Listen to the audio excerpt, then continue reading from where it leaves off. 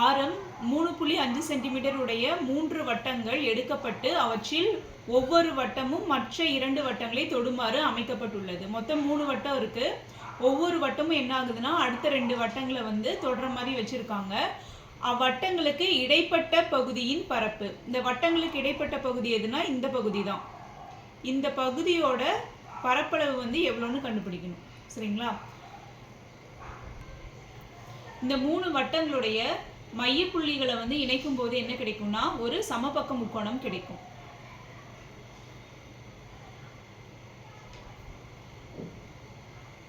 வட்டத்தோட ஆரம் r, அதாவது இந்த புள்ளியில இருந்து இது வரைக்கும் இருக்கிற டிஸ்டன்ஸ் r, அதே மாதிரி இங்க இருந்து இது வரைக்கும் இருக்கிற டிஸ்டன்ஸ் r.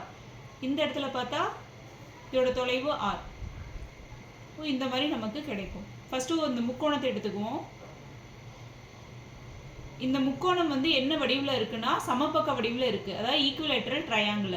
இதோட ஹோல் லென்த் சரிங்களா, அது எதுக்கு ஈக்குவலாக இருக்குன்னா r + r 2rக்கு ஈக்குவலாக இருக்குது. இந்த சைடும் 2r, இதுவும் 2r. இப்போ இங்கே ஏவோட வேல்யூ, இதோட side value a is equal to 2r.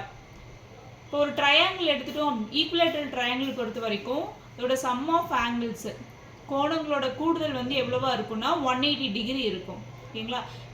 இப்போ டோட்டலாக எவ்வளோ டிகிரினா 180 டிகிரி. மொத்தம் 3 ஆங்கிள் 3ஆல் டிவைட் பண்ணால் எவ்வளோ கிடைக்கும்னா 60 டிகிரி கிடைக்கும். இந்த 60 டிகிரி, அதே மாதிரி இங்கே ஒரு 60 டிகிரி, இந்த இடத்துல ஒரு 60 டிகிரி இருக்கும்.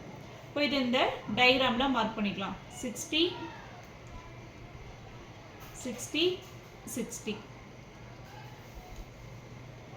இந்த ட்ரையாங்கிளோட ஏரியா ஃபைண்ட் பண்ணுறதுக்கான ஃபார்முலா √3/4 into a squared.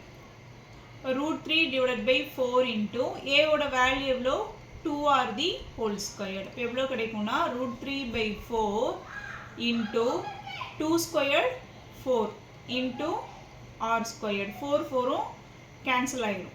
இப்போ ரிமைனிங் என்ன இருக்குன்னா √3 into r squared இருக்கும். இதுதான் ஈக்குவலேட்டரல் ட்ரையாங்கிளோட area, √3 into r squared. So next area of sector. வட்டக்கோண பகுதியோட பரப்பை வந்து கண்டுபிடிக்க போகிறோம்.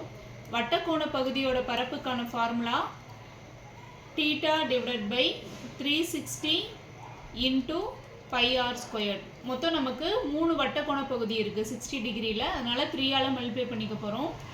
3 into θவோட value 60 degree divided by 360 into πr². இப்போ இதை கேன்சல் பண்ணால் 6 டைம்ஸ், இது 2 டைம்ஸ். இப்போ என்ன கிடைக்கும்னா πr² divided by 2. பையோட value 22 divided by 7 into 2 into r². இப்போ இது 11 டைம்ஸ் கிடைக்கும். வட்டக்கோண பகுதியோட பரப்பு வந்து எவ்வளோ இருக்குன்னா 11/7 r². சமபக்க முக்கோணத்தின் பரப்புல இருந்து இந்த வட்டக்கோண பகுதியோட பரப்பை வந்து கழிக்கும் போது நமக்கு ஏரியா ஆஃப் போர்ஷன் என்க்ளோஸ்டு, சரிங்களா, இடைப்பட்ட பகுதி இந்த இடம் இருக்கு இல்லையா, இதோடைய பரப்பளவு வந்து நமக்கு கிடைக்கும். இது ரெண்டையும் கழிச்சா என்ன கிடைக்கும்னா √3 r² minus 11/7 r². ரெண்டுலேயுமே r² காமனாக இருக்குது. அதை வெளியே எடுக்கும்போது √3 minus 11/7 into r². ஆரோட வேல்யூ எவ்வளோ கொடுத்துருக்காங்க 3.5 சென்டிமீட்டர்னு கொடுத்துருக்காங்க. இப்போ 3.5 7 divided by 2ன்னு எழுதலாம். இங்கே வரும்போது √3 minus 11 divided by 7 into r² value 7 into 7 divided by 2 into 2. √3 value 1.732 minus 11 divided by 7 into 7 into 7 divided by 2 into 2. இப்போ 1.732வை 7ஆல் மல்டிப்ளை பண்ணால் எவ்வளோ கிடைக்கும்னா 12.124 கிடைக்கும். 12.124 minus 11 the whole divided by 7 into 7 into 7 divided by 2 into 2. 7 7 cancel ஆயிரும். இப்போ இந்த ரெண்டு value minus பண்ணும்போது எவ்வளோ கிடைக்கும்னா 1.124 into 7 divided by 4. இந்த 1.724 1.124 4 ஆல் டிவைட் பண்ணா எவ்வளவு கிடைக்கும்? 0.281 into 7. இது ரெண்டையும் மல்டிப்ளை பண்ணா என்ன வேல்யூ கிடைக்கும்னா 1.967 சென்டிமீட்டர் ஸ்கொயர்ட் கிடைக்கும். ஓகேங்களா?